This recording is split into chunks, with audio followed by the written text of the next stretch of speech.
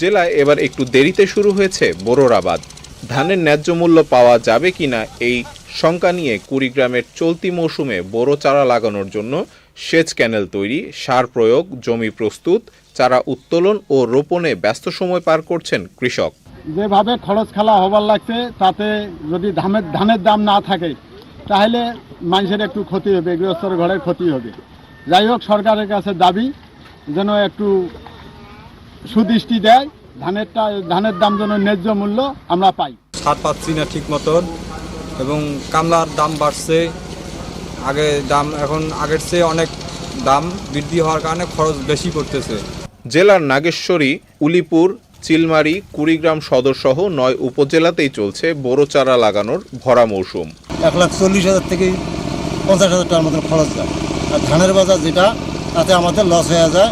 এবার যে তেল সারের দাম, এই তেল সার কিনিয়ে এবার যে আবাদ করা হবে খুব রিস্ক হবে আমাদের জন্য।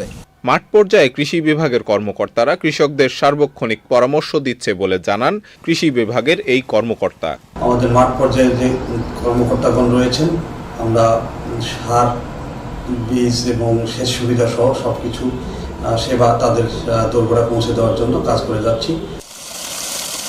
আবহাওয়া অনুকূলে থাকলে ভালো ফলনের আশা করছে কৃষক ও কৃষি বিভাগ। আল মুকসিদ, চ্যানেল আই।